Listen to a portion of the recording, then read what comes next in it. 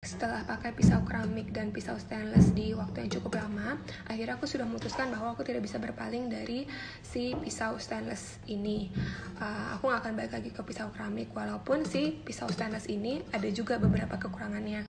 Nah, kekurangan pertama itu dia lebih berat. Kalau pisau keramik kan enteng banget ya, enak gitu pas dipakai motong. Kalau itu feelnya lebih berat gitu daripada si keramik. Terus kedua, dia juga bisa karatan atau korosi kalau misalnya dirawatnya nggak bener gitu. Hati-hati juga itu dia bisa karatan. Terus yang ketiga, dia harus diasah secara berkala supaya soalnya dia kan bakal menumpul nih. Beda sama keramik, dia kan nggak akan tumpul. Nah, tapi bisa jadi si kekurangannya stainless steel yang harus diasah adalah kelebihannya juga. Karena apa? Kalau misalnya si keramik itu buat diasah, dia kan harus pakai asahan yang ada berliannya ya. Jadi pilihannya cuma dua, antara dikirim balik ke company yang bikin, which is itu ada ongkir lagi, dan pas dikirim balik ya kita pakai pisau apa gitu kan. Terus yang kedua itu tuh beli mesin asahan yang ada berliannya atau diamondnya.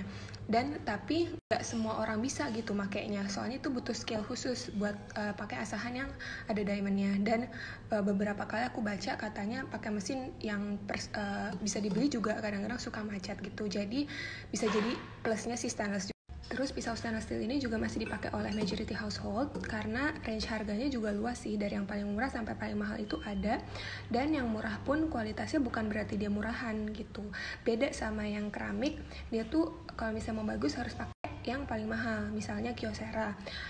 Beda kalau keramik yang murah tuh ya dia beneran murahan kualitasnya kayak gitu. Tahu aku professional chef itu rata-rata pada pakai pisau stainless daripada pisau keramik. Hampir nggak ada bahkan mereka yang pada pakai pisau keramik karena lebih versatile yang stainless tuh. Dan pisau keramik kan banyak pantangannya, kalau ini tuh nggak ada.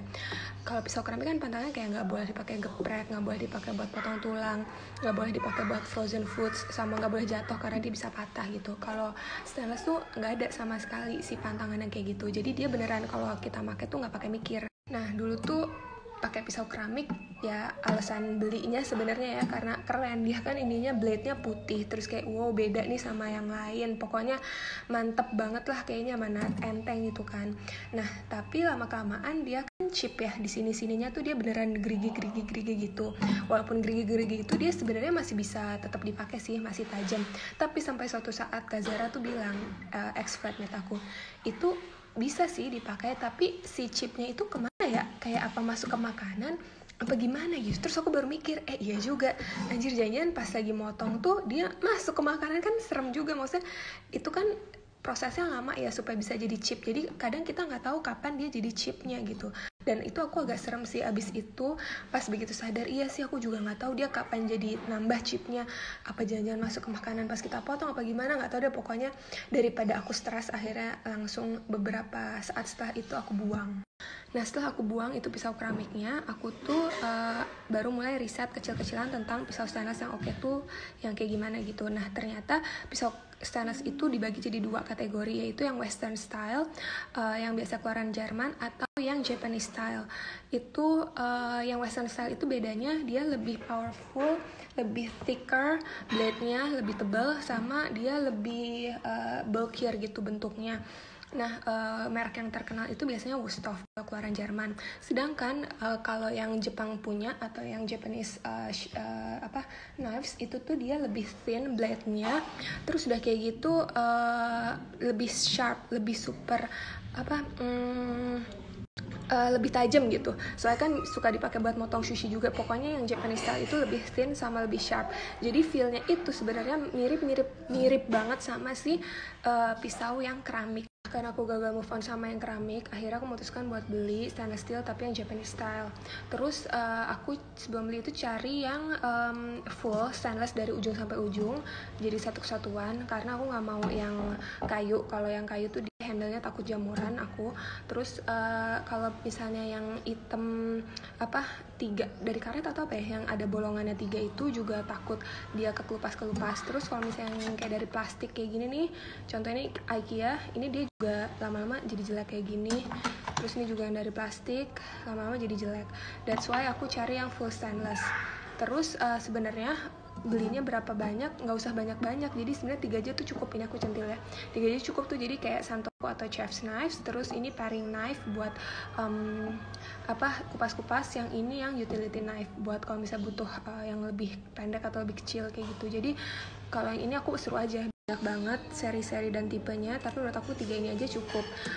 Terus gimana kalau buat potong roti? Nah kalau potong roti tuh misalnya menurut aku ya nggak butuh yang pisau-pisau mahal sih, soalnya dia pakai bread knife biasa juga will do gitu.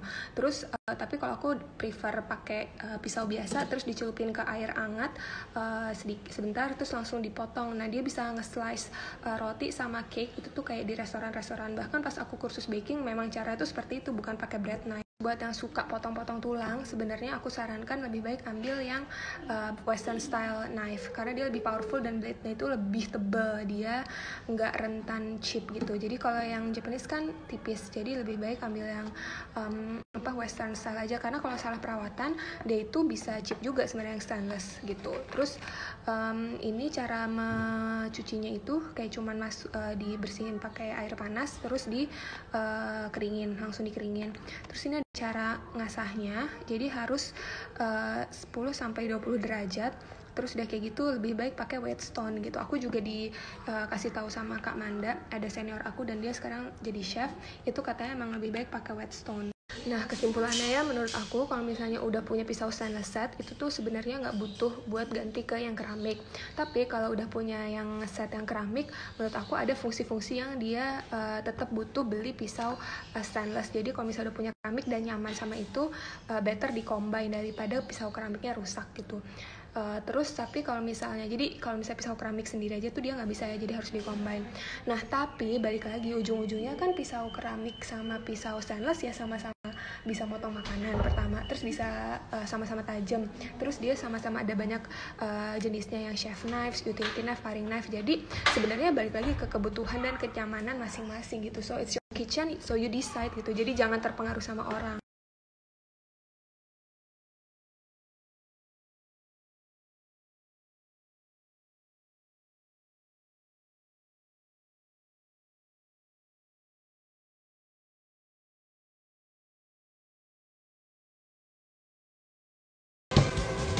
And then if you got a little more ways to go, just run a knife through it. I would never put garlic in a food processor.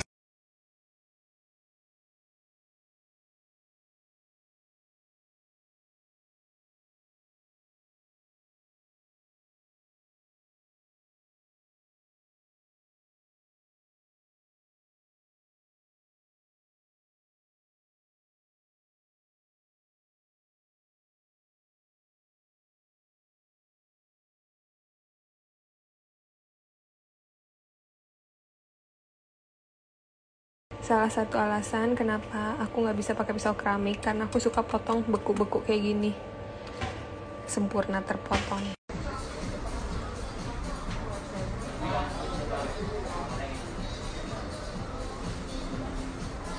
Menyenangkan sekali kesini, murah-murah.